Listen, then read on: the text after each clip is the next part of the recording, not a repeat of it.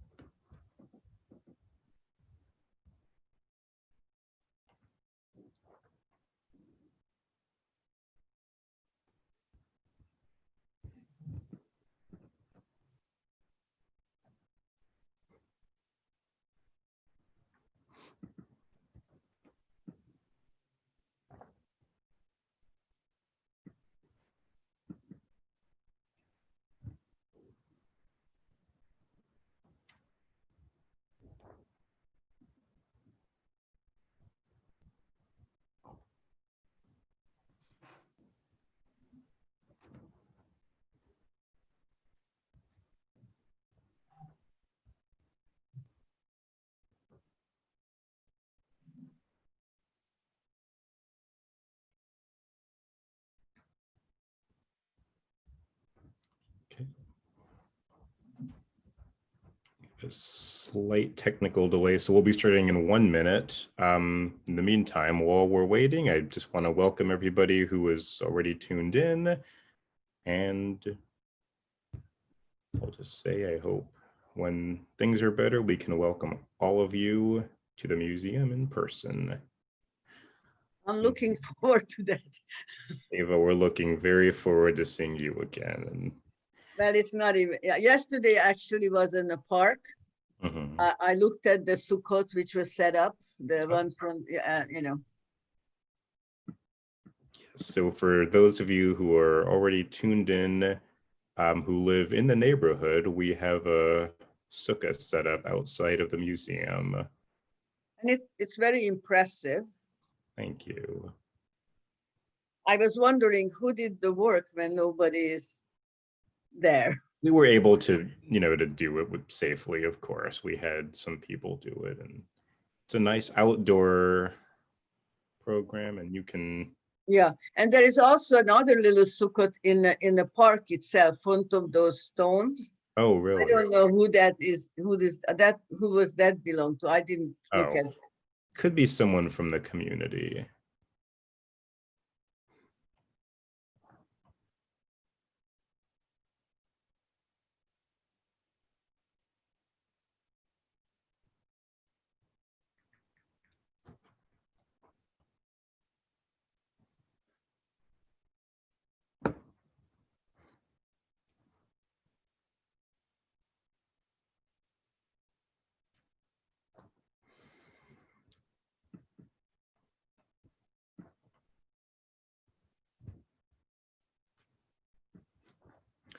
Okay, everybody, welcome on behalf of Holocaust Museum Los Angeles.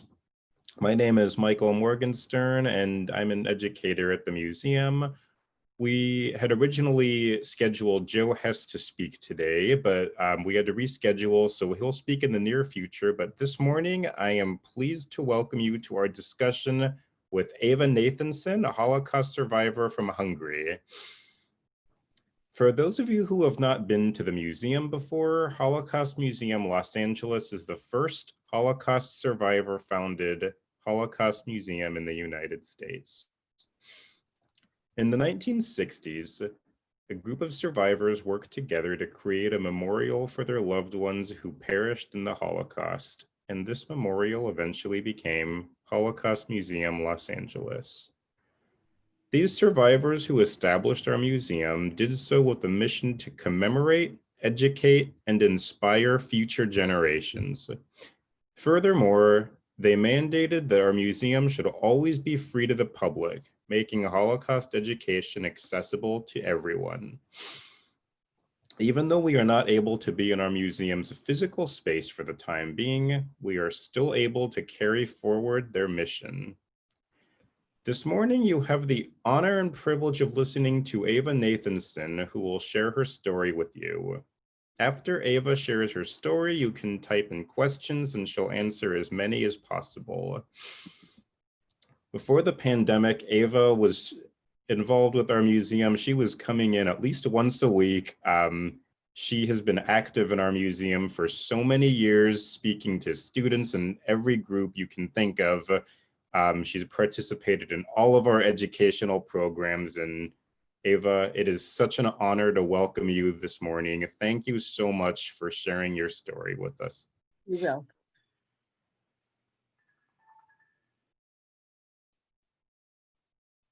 Okay, and you may start now. Okay, my name is Eva Nathanson, as so eloquently I was introduced. I was born in Budapest, Hungary in 1941, January. I was born into the upper class of the Jewish population. My grandfather was a baron, owned a couple of thousand acres of land, and provided the blood kosher dairy goods for both Czechoslovakia and Hungary. And my birth father was a cabinet maker who had a factory in Budapest. My parents met in 1939 or so, when my birth father was in the army, and my grandfather every Friday for Sabbath picked up all the Jewish soldiers and brought them to the estate so they could have Sabbath. And my birth father was one of the men who was introduced at that point to the family. When I was born, my father was already in the work camp.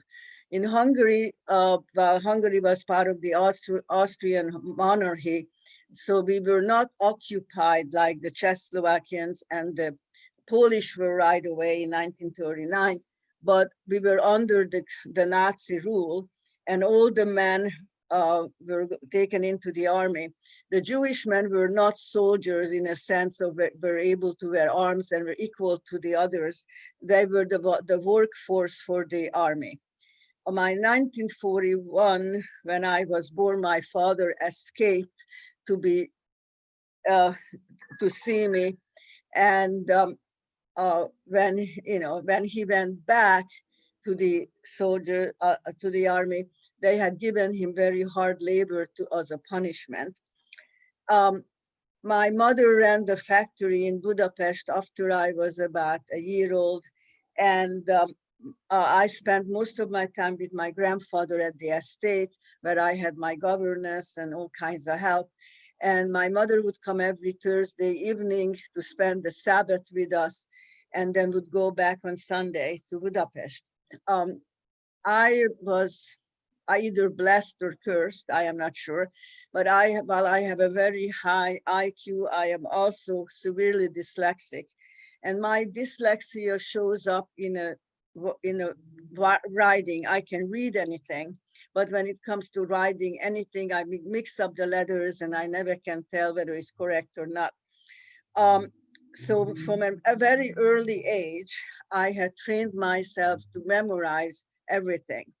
So my description of what happened is still so clear in my mind. It is just like the way how it happened when I was a kid. My first experience of anything to do with the Holocaust was when I was about 2.5 years old or 2 years old.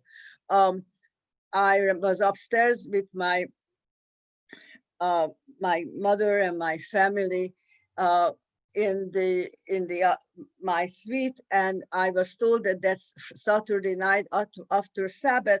I will not have to go to sleep early because we're going to have an art project. And I remember being so excited because I didn't have to go to bed early. And I was holding on to my mom and going down the stairs to the main room. And I noticed that my mother's sisters and grandmother and father and cousins were all teary and very, very sad, and they were whispering. And I couldn't understand in my 2 years old, or 2.5 years old mind, how can an art project be so sad? And I remember sitting next to my mother on the floor and playing with the scraps. The scraps were yellow material, but were given to me, and I was given some glue and some paper to paste it on, because the adults were cutting out yellow stars and sewing them on the clothes.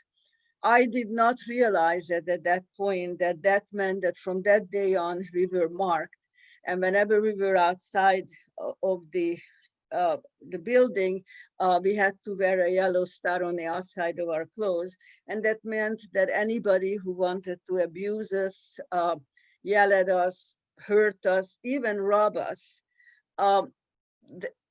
that was okay because we marked as undesirables. Now, not only Jews were marked undesirables, the gypsies, anybody with psychological or physical disability, anybody who did not fit the political theme of the time, anybody who will not agreed with the government, anybody who had mixed blood in them. They decided that 1/18 of mixed, which was not Aryan blood, meant that you were undesirable. And I remember that scene of my family all being teary. And I could, to this day, when I look at anything like a yellow star, and I will never wear one, even though that, even I'm a silversmith and I won't even wear a Star of David, because of that night. I remember being so touched by the fact that everybody was so sad about the yellow star. The next thing I remember, which has to do with the Holocaust, is that I am upstairs again this time with my governess on the second floor at my suite, when we heard trucks coming into the courtyard. And that was pretty unusual in 1943, beginning of 1943 in Hungary, in the provinces. Everybody had horse and carriage.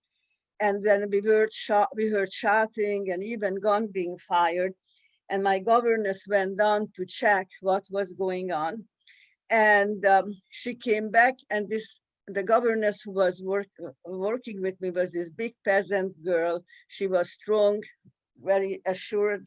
I remember that I thought that she could never be afraid of anything. And then she walked up into the room, and she was white as a ghost. She was stuttering from fear. She was shaking, and she instructed me that we are going to play hide and seek, and that I am allowed to take one thing with me. And the one thing I took is this doll, which is in this picture. That's me at that time. I was when I got that doll, I was a year old. My birth father gave it to me. And matter of fact, that was the last time anybody saw my birth father, because he again escaped without permission to see me on my first birthday. And when he went back, they put him into hard labor, and he actually was killed about a few months after that. anyhow, so I picked up that doll because that doll never left my side. And the two of us went through a part of the estate, which I have never been before, through to tunnels and to hallways outside into the yard. And then from the yard, we went into the service quarters to where she lived. And I was also instructed that I should not speak with anybody. If anybody who I approaches me and I don't recognize them, I should act like I was deaf and dumb. That was part of the game. And I thought it was sort of exciting. And we went into her house, and I was that time told that we're going to take off my little dress, which I had on, and put on some peasant clothes as part of the hide and seek game. And I remember they put on a scarf on my head, and I wore these little peasant clothes, and I thought it was fun. I felt like it was a Purim. And I was allowed to play with the kids, but I was told never to talk to anybody. And then evening came, and I thought we're going to go back to the big house. And by the way, I also saw while we were playing with the kids, everybody in the family pushed on trucks and they were taken away. And I remember feeling hurt. I felt like they're going on a trip and they're not taking me with them. But I was instructed to not to act, not to wave or not to make any signs. So I was just sitting there and remember being a little bit hurt. And then it became a night, and I said about going back home, and they were told me that I was going to stay with them. It's going to be a sleepover. I'm going to stay with them that night. And so this was the first time I ever stayed in a peasant home where several generations was in the same room, and where, it was a totally different thing than I was used to. And I remember sleeping with my governess in the same bed and with all the other people around. And the next morning when I woke up, I was told that we are going to go back to Budapest to find my mother. And I was told again not to anybody who sees me on the train or anywhere, streetcars or anywhere, not to talk to anybody. I should act like if I don't understand what they're telling me. And I was surprised because the idea of not able to tell anything to anybody was sort of weird, but this was supposed to be part of the game. And I remember going back to my mother's, where my mother and my mother's apartment. And by this time, the underground has notified my mother about what happened, because as I mentioned before, my grandfather was working with the underground smuggling Jews out of Czechoslovakia and Poland. And so they notified my mother and told her to have a bag packed, and when I come back, that we're going to go into hiding until this is all blows over. As you know, history, it didn't blow over until 1945. For the next couple of years, my mother and I were hidden all over the places in Budapest. Each time we were taken to a home, it was usually late at night in the dark, when we had to sort of sneak from one doorway to the other. And each time we went to somebody's house, they put us up wherever they found the place. And then after a few weeks, they would be afraid to keep some Jews with them, and they would tell the underground they needed to move us and they had to find another place. We were about 2 or 3 months in hiding when a little girl who was sitting by herself on the street crying because her parents were taken away, one of the underground person found her and gave her to my mom to hide with, because he felt that if there is one kid, 2 kids wouldn't be that much more difficult. And for me, actually, it was a blessing, because all of a sudden I had as somebody who we could play with, at least very quietly. The places we were hidden were sometimes in cabinets, sometimes in chest of drawers. We had to lie flat. The 2 kids and my mother was put into a closet. We were hidden in attics, cellars, later on during the war in bombed down buildings. At one time, we were actually hidden in somebody's living room where they dug a hole in the middle, covered it with some kind of lining. And it was so, the hole was only so deep that we couldn't ever stand up or even completely sit up. We were sort of just leaning. And we would be able to get out from there when everybody in the house who didn't know about that we were in the living room went to sleep. We were there for several weeks. Also, I remember being crunched in the corner with my friend and my mother. Some of the places we were hidden had made a major impression on me because it was rather scary. When we were hidden in a cellar where beside us there was a bunch of bugs and rodents, and I remember they were freely walking. The rodents were walking around and sniffing around and trying to find food. And I remember being petrified. To this day, anything like that is literally sends me at the other side of the country. Even when my kids were teenagers and they wanted to bring home from the school the pets, I would not let them because the thought of anything like that in my house is scared the daylight out of me. One of the times when we were taken from one house to the other, we were caught, and that must have been around 1944 already, or end of 1943, because by that time Hungarian Jews were started to be deported. And what they did is they separated my mom and the two kids, and they put us on different trucks. And this is the first time I was separated from my mom during the entire Holocaust. And I remember I was petrified. And by this time, I also developed some kind of disease, being hidden in all those unsavory places. And I was running a fever, and also I was malnutritious. So I remember being thrown into this truck with all the other kids, and they were all scared and crying, and it was just very scary to me. And my little friend and I were in a corner, and I remember it was very difficult for me to even breathe from the fear.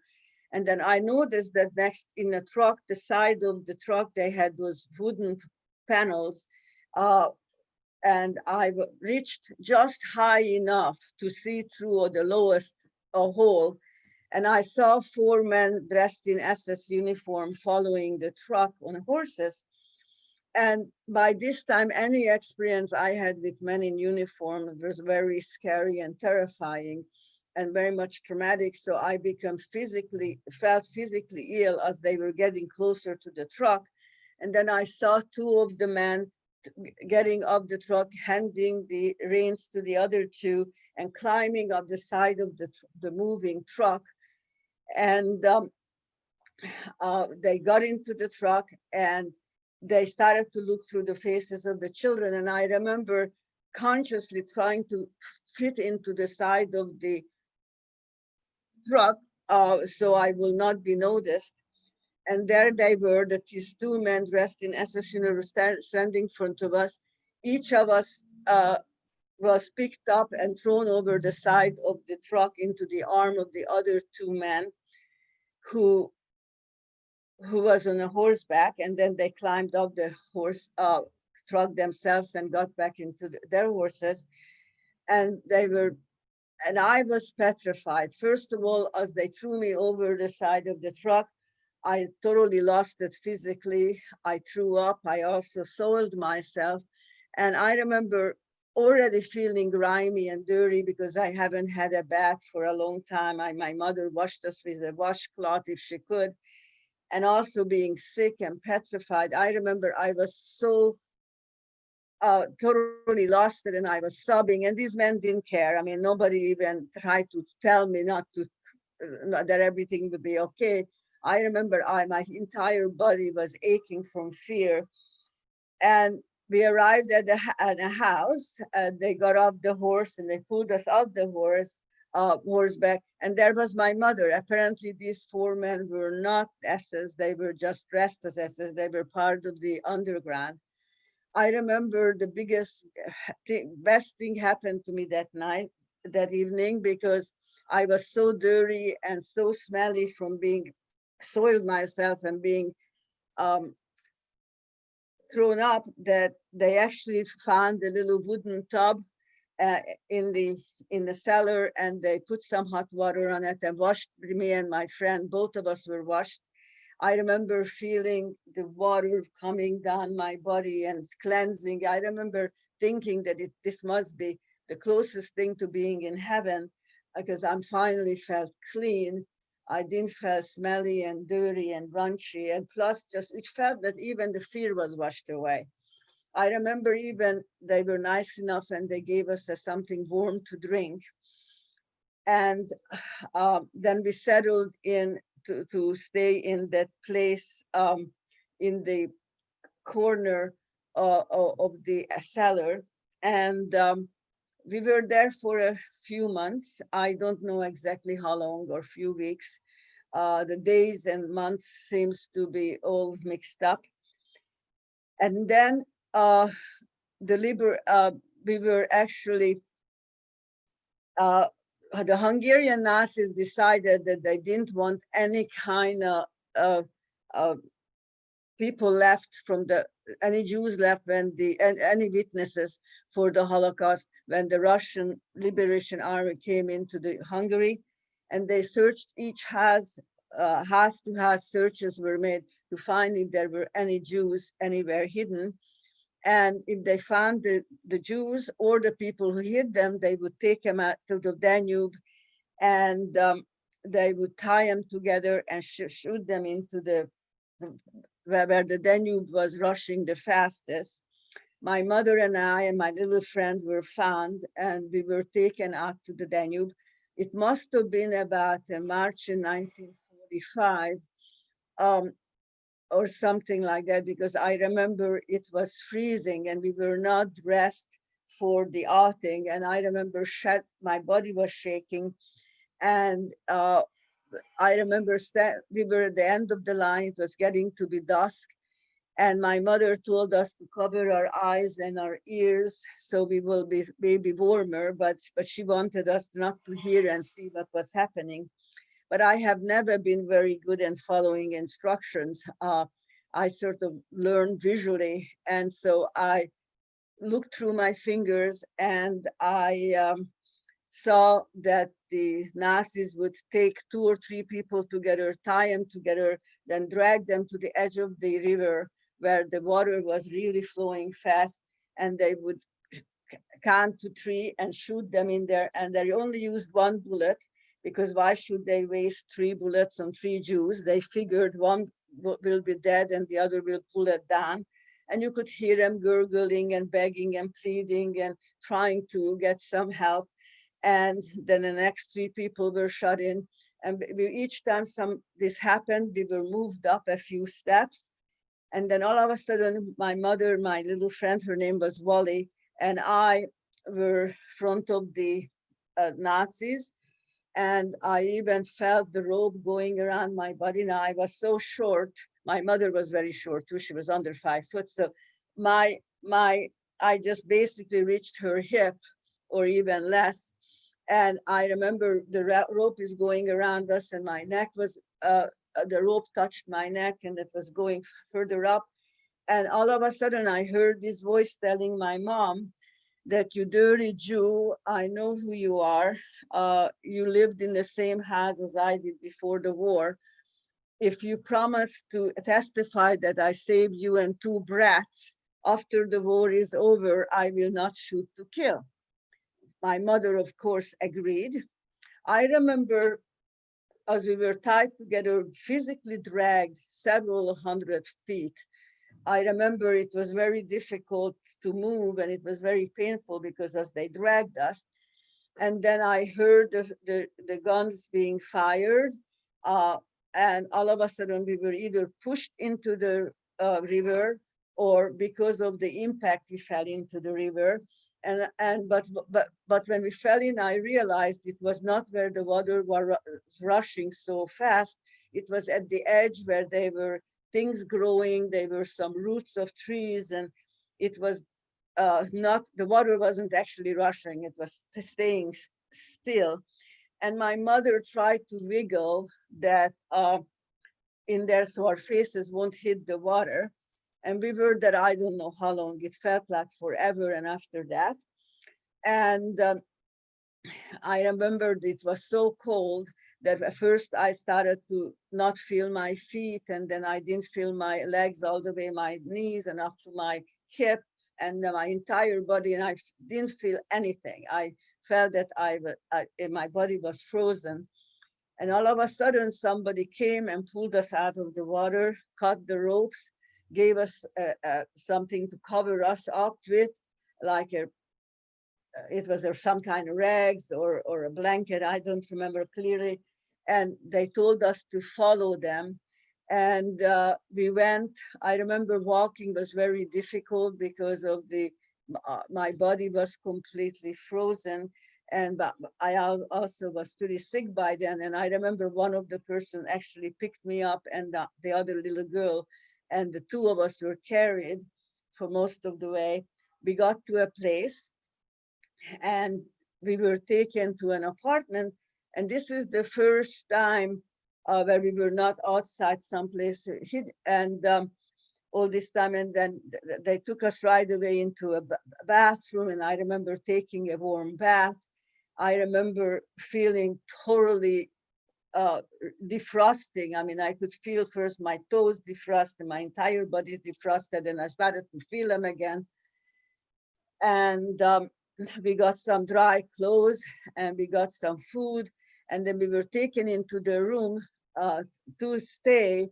And this is the first time we were in a room with other people. There must have been about 15 or so people there, mainly older men and women, a few middle-aged ladies, no children. We were the only children, and there were no young men or anything like that. It was whoever they found, I guess, trying to save the last minute. And we were told that we needed to stay there until liberation. I remember my mom always tried to find a place near the corner, someplace where she thought we would be the safest. And I remember sleeping in the corner with my mom. My mother kept on using cold washcloths to wash my face and my skin, because she didn't want anybody to know that I was running a fever. She was afraid if they find out, they will throw us out. And then because of the past 2.5 years of totally being always scared, any noise would right away wake me up. And one morning, I remember waking up for the door being open, and there were 3 men standing at the door, the persons whose house we were at, and 2 men in uniform. Now, I right away noticed that the uniform was not like the Nazis wore, the dark uniforms with the armband and the swastika on their sides, on the arm. I noticed it right away, but to me it was a uniform with a gun attached to the man's shoulder, and I started to whimper. And my mother put her arms out to try to calm me. And my little friend always followed what I did. So if I whimpered, she started to whimper. So both of us were whimpering. And my mom tried to calm us down because she realized that this was the Soviet liberation forces. They were not the Nazis. And but I was just, I mean, it wasn't easy for me to being calmed down when I saw 2 men with a gun at the door. And all of a sudden I saw one of these men, noticing that there were 2 kids in the corner, sort of, whimpering. And I remember he was coming to us. I saw these boots and the khaki pants. And then all of a sudden I saw a hand going into a pocket. And by this time I was petrified. and he pulled something out of his pocket, broke it into half, and shoved it into our mouth. It was a piece of chocolate. I remember that feeling, that taste of chocolate, which I never thought anything was so delicious in the world, melting in my mouth, going down my throat. I thought that it has to be heaven. This was the greatest thing I ever tasted in my life, I thought, after being starving for 2.5 years, pretty much. My mother uh, took whatever valuable she could take with her when we were told to go into hiding, but it disappeared very fast because she had to give it to the people who were hiding us. And they would buy whatever they could with it at the black market. And when the money ran out and the jewelry ran out, then my mother, who was an extremely talented knitter and crocheter and all kind of handiwork person, she was knitting day and night, and whatever they could sell, that's how they fed us. So the food was very scarce. And my mom always tried to give us the first kind of food what we got, but it was usually either bread and a little milk, or maybe some kind of broth with not too much food in it. If once in a while there were some vegetables, it was like a celebration. So having a piece of chocolate all of a sudden was like, this is the greatest thing I ever had. And then I remember the man in the house announced it to us, that Budapest is being liberated by the Soviet forces, and that there is a house-to-house fighting outside of the street. So we cannot leave the building, but we will be able to go to the yard 2 by 2 or so for a few minutes each day to get used to the fresh air.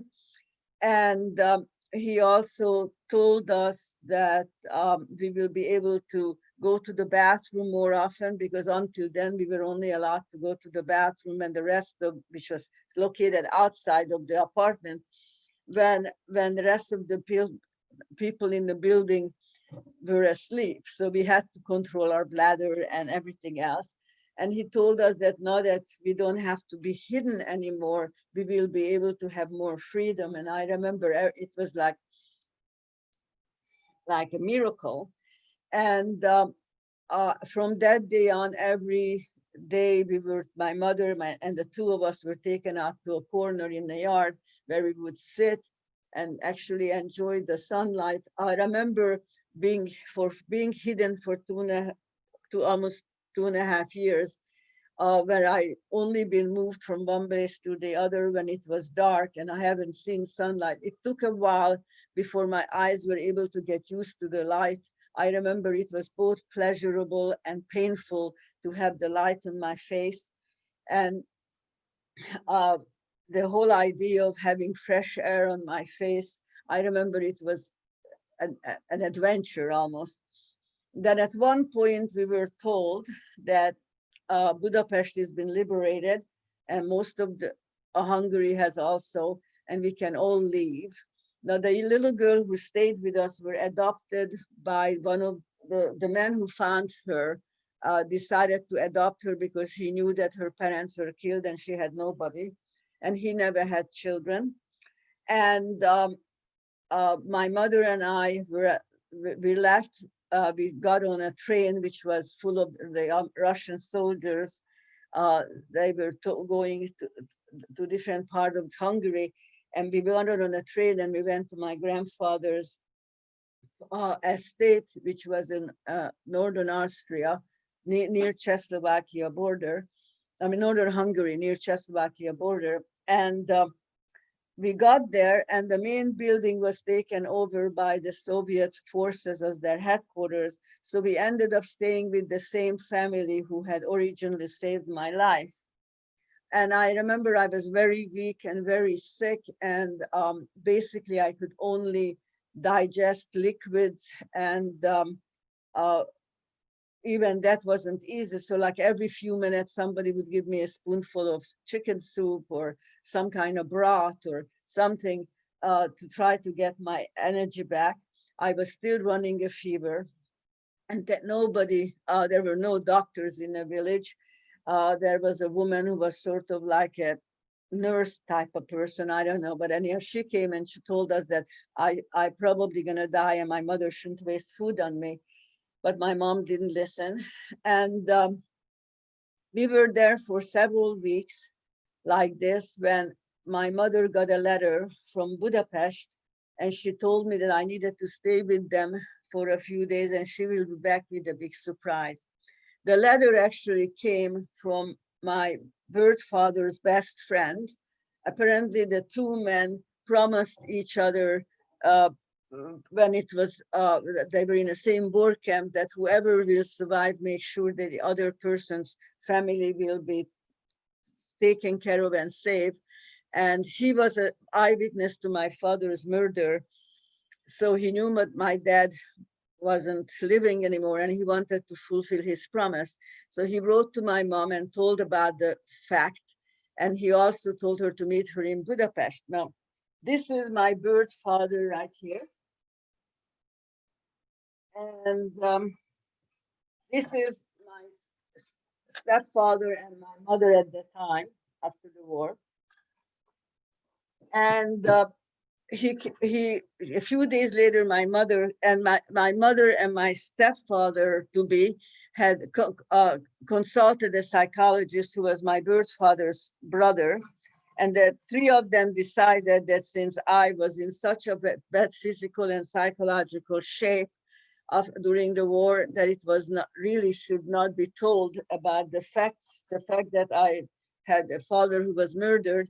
They said that I should be told that this man who was willing to adopt me anyway, that he is going to be I be told that he is my father. So my mom came with this man who was very sweet, and he introduced himself and he told me that he was my father and he came back for me. And he also told me that he heard that the doll I had, which I got before the war from, it was all messed up and dirty and filthy, and so he brought me a new doll. And I remember this was the first time I let my old doll go for a minute, because I wanted to see what was in this gift box. I had never had a gift before like that. And I remember ripping the papers open, and while I was doing that, the old doll disappeared. I never seen it again. The inside of the box the papers were a new celluloid doll. Apparently, he went into all kinds of trouble to try to find it for me after the war.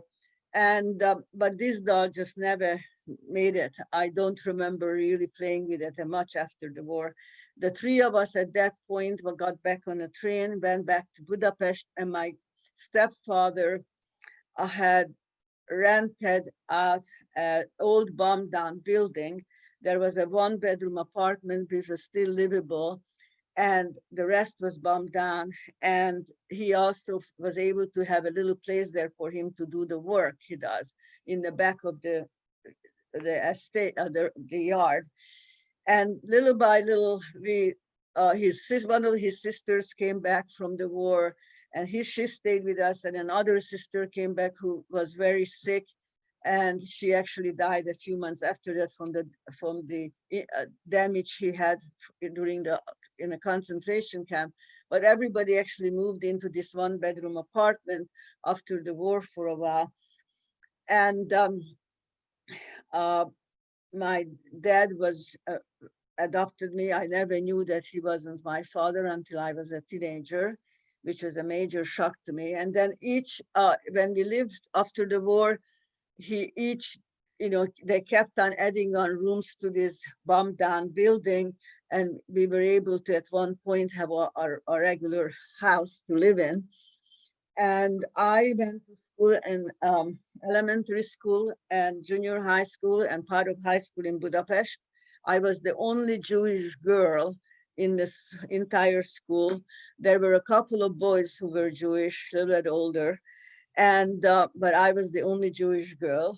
And I was a good student, but because of my dyslexia, I could not write at all. I remember getting straight report cards, and underneath it says, we don't know what she writes. So I ended up memorizing everything all the time. And the teachers discovered that I can memorize not only what they tell me or what's in a book, but I can also memorize what anybody else says in front of me. So every day I had to stand up before the class started and recite the homework, which obviously didn't make me very popular because I showed off everybody because I knew the homework.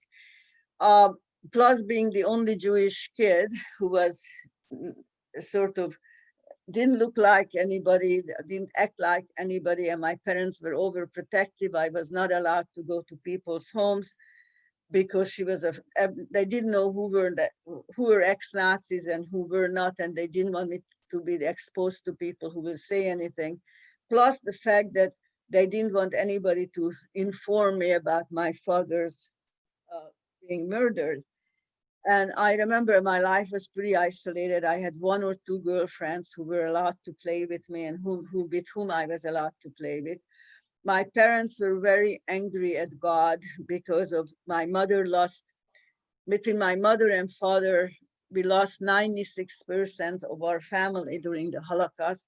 Only a handful of people came back. And my parents felt that if they saintly good family who were Orthodox and followed all the rules were killed, there could not be much of a God. So we didn't participate much in a synagogue in Hungary. They hired a teacher for me to teach me about Jewish history and Hebrew, but because of I was able to learn everything about the history, I could not manage Hebrew because of my dyslexia. I couldn't recognize the letters or identify the letters very well. And then in 1956, the Hungarian Revolution broke out. When it was obvious that the Nazis had, the Russians had actually won the revolution. My father, my mother, and my two half sisters, by this time I knew that my father was my stepfather. We escaped to Austria. It took us 6 hours to cross the border in the middle of the night with the Russian flares going up. And then we spent 9 months in a displaced persons camp in northern Austria. It was run by Hayes. In 1957, September 11, I came to the United States. I remember, to me, that was the rebirth of my life. I was 16 and a half, and I had promised myself that I'd be an American if it kills me, and I did not want to have anything to do with my past. I spoke 3 languages at that point, Russian, German, and Hungarian. I didn't speak English.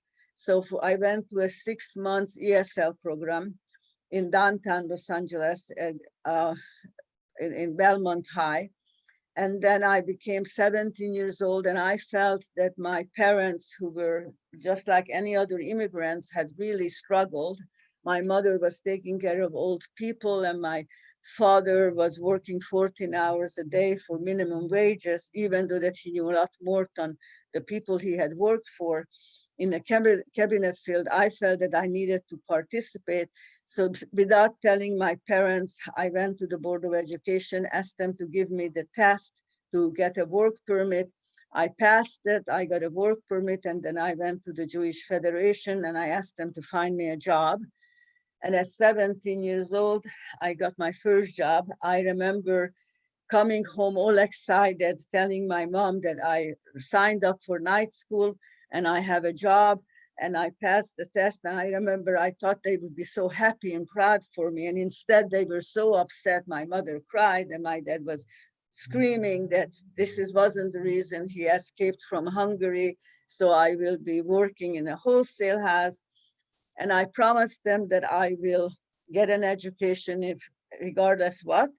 I kept my promises. I worked full time, first in a wholesale house for a year, and then at Cedars-Sinai Medical Center in the cardiology department.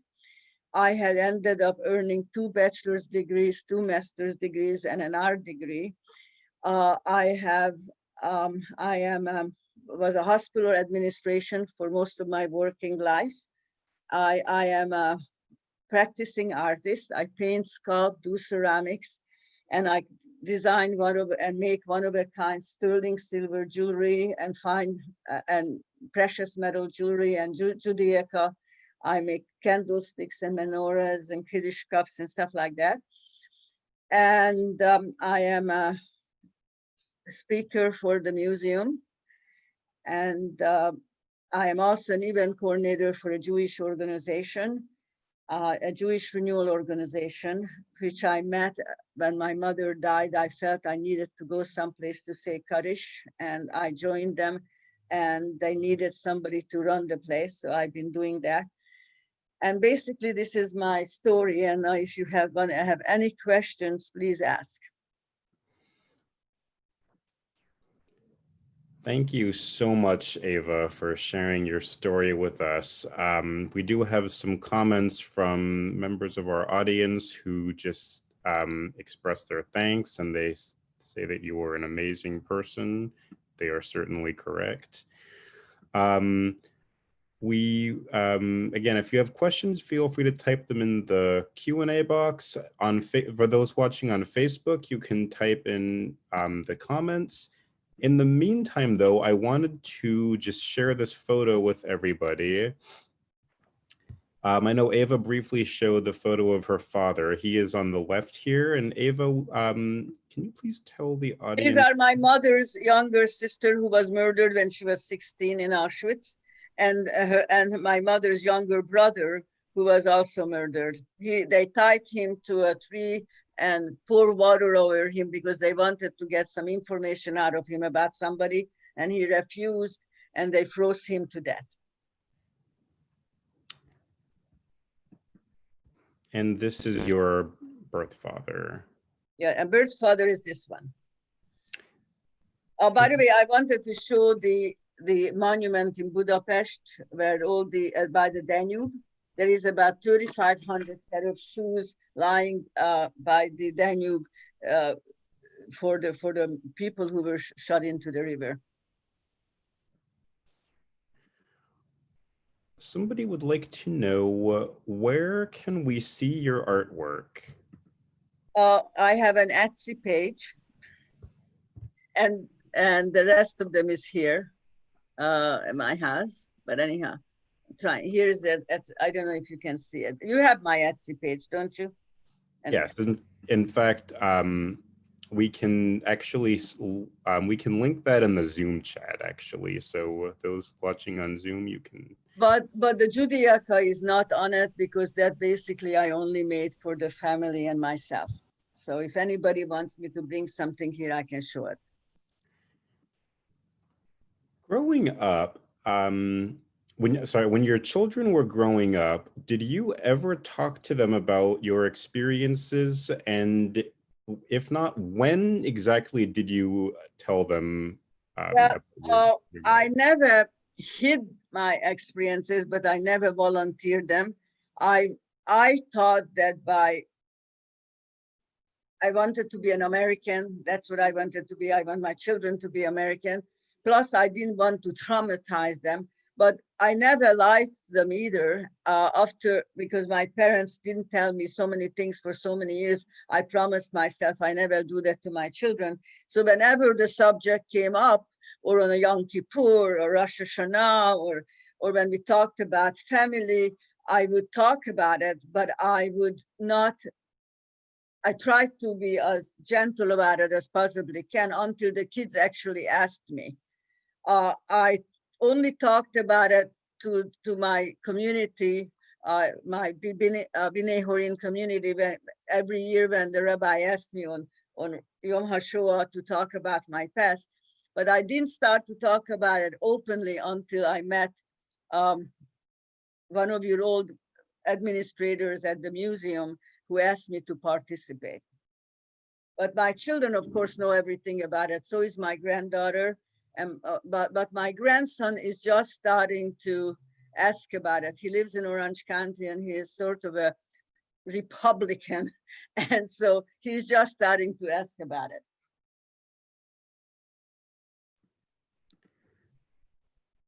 Thank you, Eva.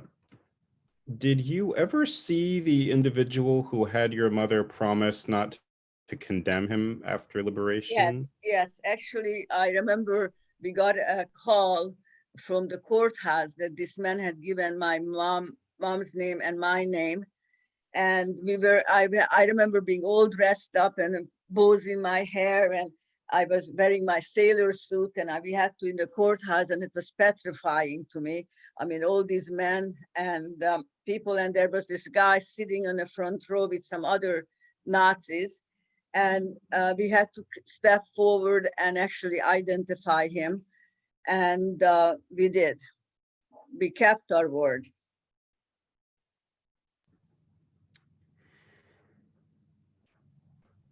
Thank you. You mentioned that you worked at Cedars.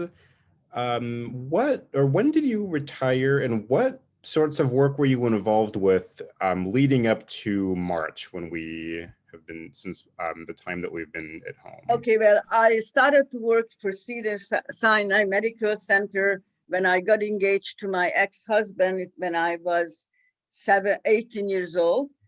He thought that because he was a psychology student that I should not work in a wholesale house, I should work in medicine.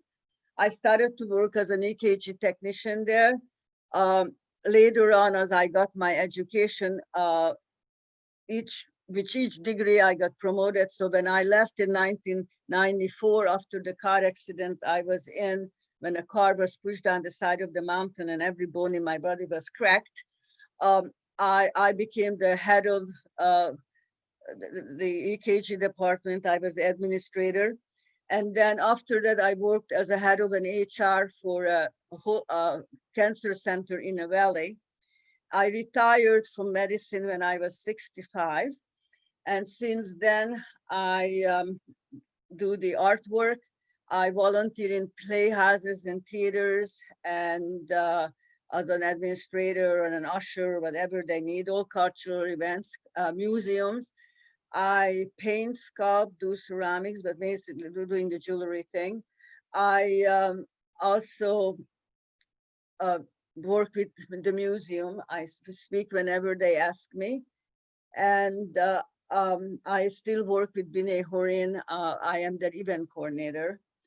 And since the past few months, basically everything is done on Zoom. I do whatever I can. Otherwise, I do a lot of work at home, and I read and take care of the garden and stuff like that.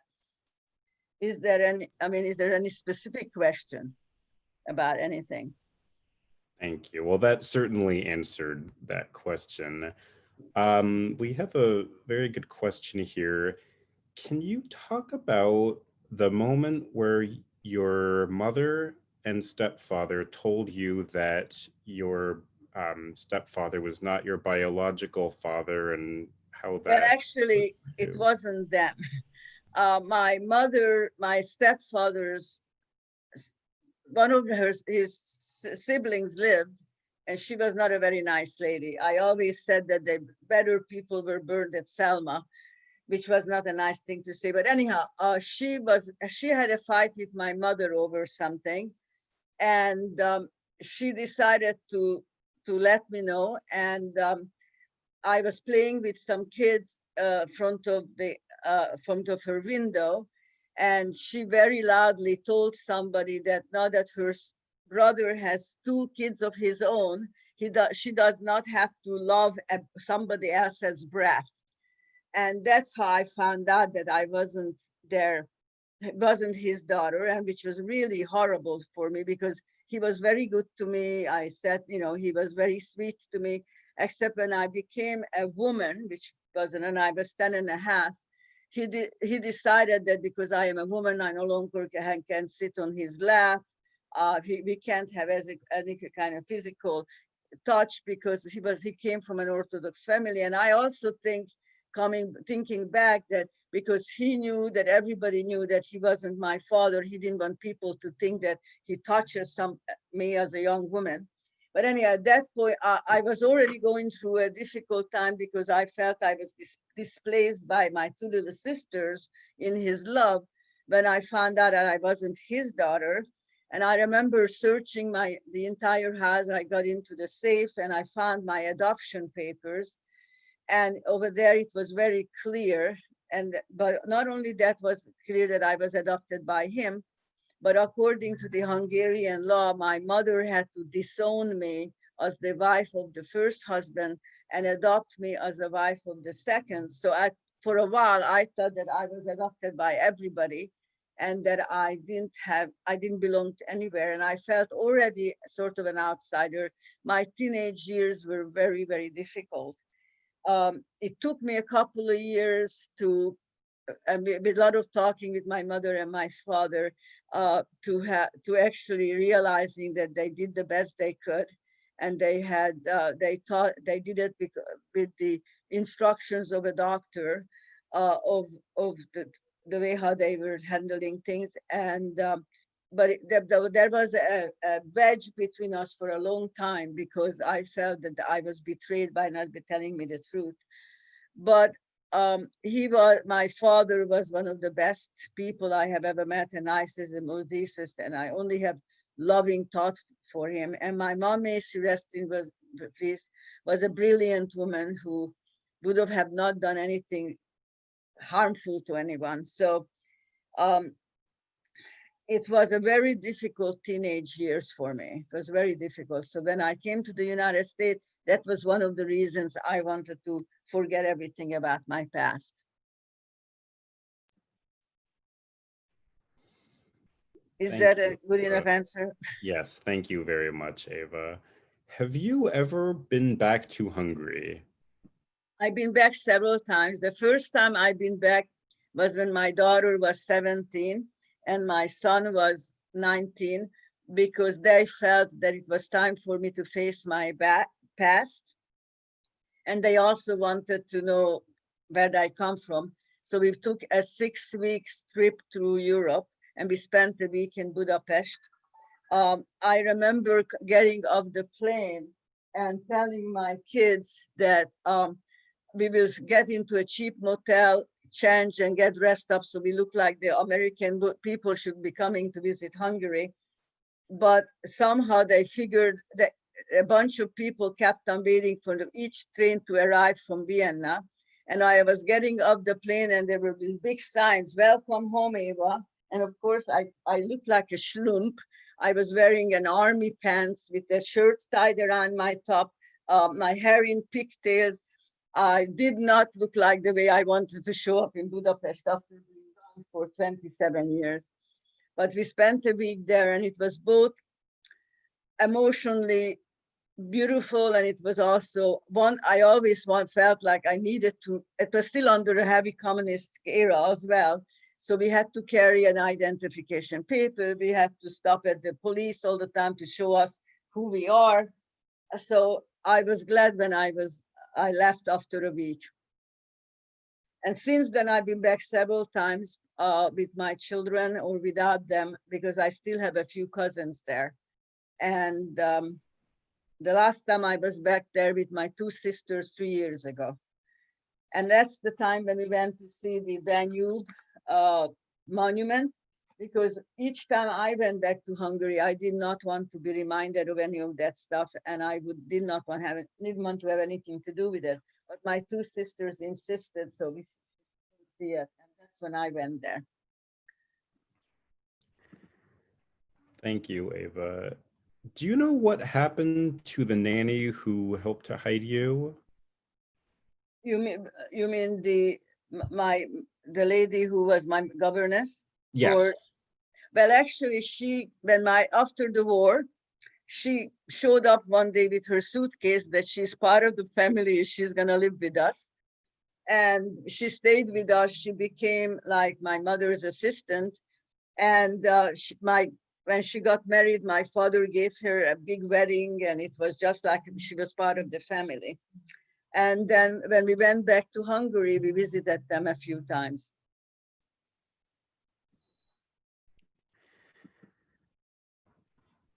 Thank you, Eva. This question is a little personal, but if you don't mind, one of our audience members would like to know what impact on your faith this experience had on you? Well, I have always been, I never denied that I was Jewish, even during the worst part of Hungary's communism. I have always felt very proud of the heritage I've been part of. And but when before my mother died, I belonged to a conservative temple because my children went to school there for Sunday school, and I was the art teacher. But when my mother died, and then I belonged to the theater arts temple, which was very nice, very much fun, but it didn't feel very spiritual. And when my mother died, I felt I needed to say Kaddish somewhere where I could be myself, and it would be more spiritual than dogmatic. And that's when I was introduced to the Jewish Renewal group. And I feel I am not very observant, in the sense that I don't keep kosher. I don't follow all the rules. I keep Sabbath on my own way. I don't do all the things that you're not, I mean, I do many of the things you're not supposed to do on a Sabbath. I try not to do housework, but everything else, I drive and everything else. But spiritually and emotionally, I am very religious, and also culturally. I keep all the holidays. I light the Sabbath candles, even if I live alone, and I leave the Sabbath candles even though that I am by myself. Every Friday night I do the Passover and the everything, and I still participate in everything on the Zoom with my organization doing. Like tomorrow we're going to have services in the morning. I think while I'm not being very religious, I'm very cultural and very spiritually involved with Judaism. And about how I feel about God, I have never thought of God as a white bearded gentleman up there who is deciding who lives and who dies. I can't accept a God who allowed 6.5 million people to be killed. So to me, God is the goodness in human beings. It is a spirit, it is an energy. It is not a thing. Is that answers the question? Yes, thank you very much. Did you stay in touch with the young girl who was in hiding with you? Yes, we did. And matter of fact, the first time we went back to Hungary, we spent part of the time with them, with the man who saved our lives, and also her. But unfortunately, at age 40, she died of cancer. And when she died, she asked her stepfather to give me part of her belongings. So I still have part of her jewelry, but she wanted me to have as a keepsake.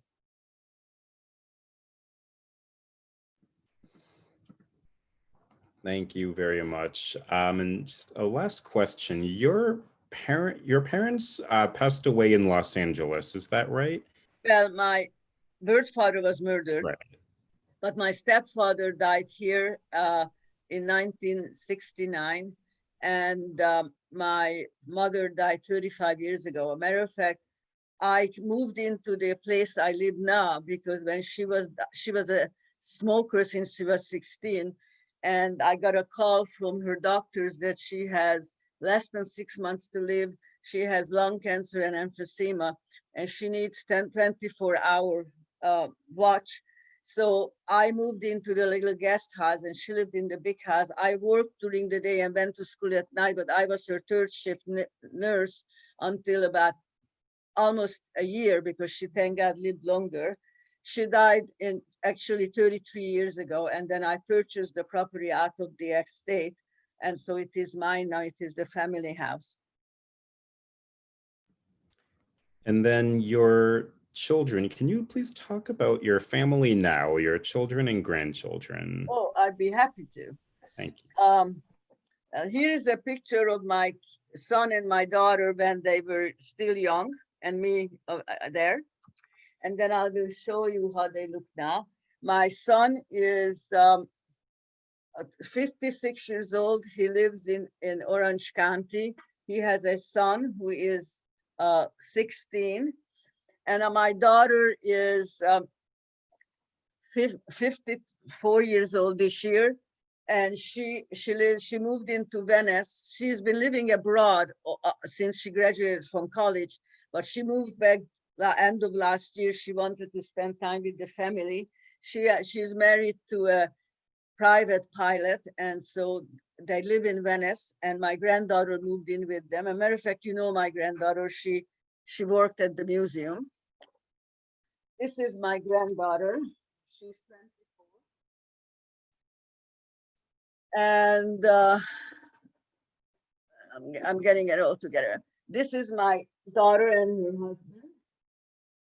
My daughter is a life coach. She specializes in young people. She's an international life coach, and she's also a documentary filmmaker. She had worked for the Shoah Foundation for 5 years in Paris. She was a director of Shoah.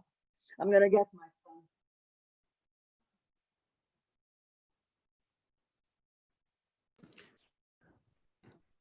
Well, Eva's, we'll be right back. This is my son up here. That's my son. And this is my grandson. He's a big bully.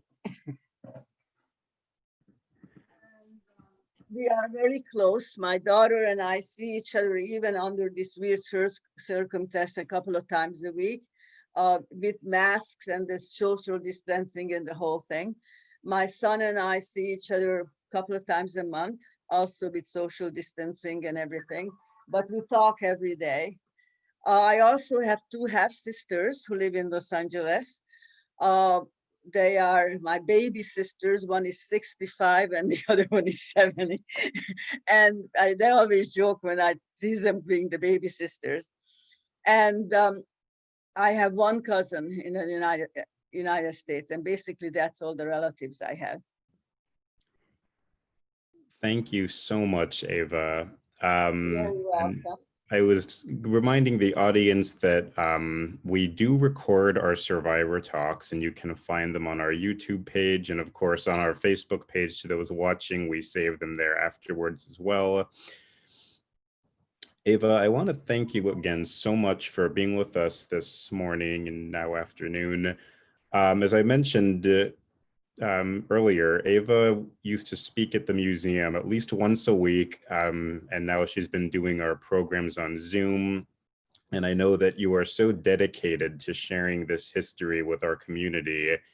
And we're so grateful and honored to have you as a part of our museum, because you have such a strong impact here on our local community. And now with the Zoom talk, you can have that impact on the whole world, because people can watch from all over the world. And I know we do have people watching from different countries every week here. So we're just so grateful for everything that you do for us and for our community. Listen, in this political environment, it's so important that people know what hatred and bigotry can do.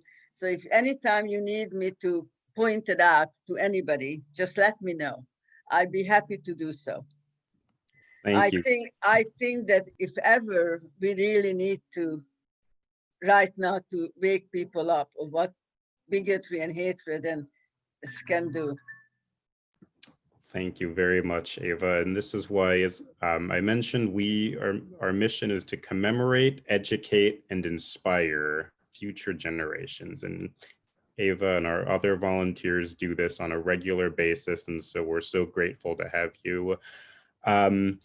We have Holocaust Survivor Talks every Thursday at 11 a.m. So please join us a week from today to hear Henry Slucky, a Holocaust survivor from France. And while the museum is closed, we regularly provide all sorts of virtual programs. For any teachers listening out there, we have virtual school tours that are free. So please contact us if you're interested. We hope to welcome everyone back to the museum in person at some point whenever it's safe. But in the meantime, feel free to follow our website, our Facebook page, for all sorts of programs that we will be providing. Eva, thank you again so much. You're very welcome.